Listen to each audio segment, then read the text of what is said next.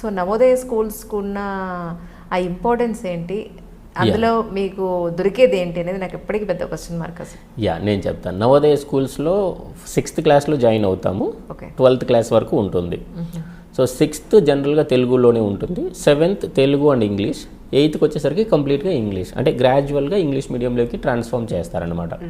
So కంప్లీట్గా English medium ఉంటుంది. అందులో నవోదయ స్కూల్లో ఏంటంటే they are completely manned by Navodaya Vidyalaya Samiti, అంటే మిగతా వాటి యొక్క ఇంటర్ఫియరెన్స్ ఉండదు, ఫండింగ్ కూడా బాగుంటుంది. అండ్ అక్కడ ఇంటిగ్రేషన్ పాలసీ అని ఉంటుంది, నేషనల్ ఇంటిగ్రేషన్ పాలసీ. అంటే సదరన్ స్టేట్స్లో చదువుతున్నటువంటి పిల్లల్ని నార్త్ ఇండియాకి పంపిస్తారు. ఓకే. సో నార్త్ ఇండియాలో ఉన్నటువంటి పిల్లల్ని ఇక్కడికి పంపిస్తారు, అంటే స్టూడెంట్స్ ఎక్స్చేంజ్ ప్రోగ్రామ్ లాగా ఉంటుంది అనమాట. ఒక 20% ఆఫ్ ద చిల్డ్రన్ని ప్రతి సంవత్సరం నాన్ హిందీ స్పీకింగ్ ఏరియా నుండి హిందీ స్పీకింగ్ ఏరియాకి, హిందీ స్పీకింగ్ ఏరియా నుండి నాన్ హిందీ స్పీకింగ్ ఏరియాకి. సో ఆ పాలసీలో భాగంగా జవహర్ నవోదయ విద్యాలయ కర్నూలు నుండి నేను రాజస్థాన్లో చదివాను. సో 9th క్లాస్ మొత్తం నేను రాజస్థాన్లో 1 full year చదివాను, జాలోర్ డిస్ట్రిక్ట్లో.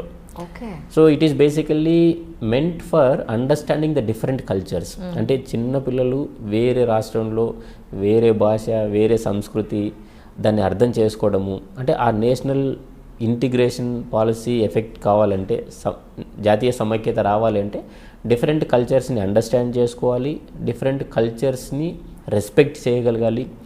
సో ఆ విధమైనటువంటి పాలసీ ఉందన్నమాట.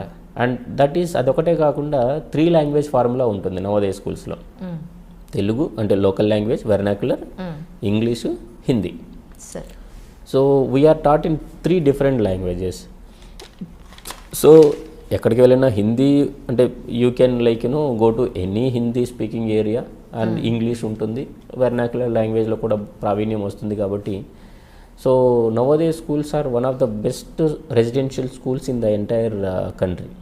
సో ఒక్కో జిల్లాకు ఒకటే ఉంటుంది, అండ్ సెలెక్షన్ కూడా it will be based on the competition అనమాట. ఓపెన్ కాంపిటేటివ్ ఎగ్జామ్ ఉంటుంది. సో అందులో కొంత అంటే they are meant for rural ఏరియాస్లో ఉండి బ్రైట్ స్టూడెంట్స్ కోసము పెట్టినటువంటి స్కూల్స్ అనమాట. ఎవ్రీ ఇయర్ ఒక 80 members తీసుకుంటారు త్రూ దట్ ఎగ్జామ్. అంటే ఏ ప్రాతిపదికన ఎక్కువ తీసుకునే అవకాశం ఉంది సార్? అంటే రూరల్ ఏరియాస్లో ఉన్నటువంటి పిల్లలు తీసుకుంటారు. అంటే 75% రూరల్ బ్యాక్గ్రౌండ్ నుండి తీసుకుంటారు, 25% from urban areas, and 50% girls, 50% boys. So 80లో 40 members గర్ల్స్ ఉంటారు, 40 బాయ్స్ ఉంటారు అనమాట. అక్కడే ఉండడం, అక్కడే చదువుకోవడం, అక్కడే ఫుడ్. రెసిడెన్షియల్ స్కూల్స్, కంప్లీట్గా they are cut off from ఒక విలేజ్ కానీ లేదంటే దూరంగా ఉంటాయి సపరేట్ స్కూల్స్. సో చాలా బాగుంటుంది. ఓకే.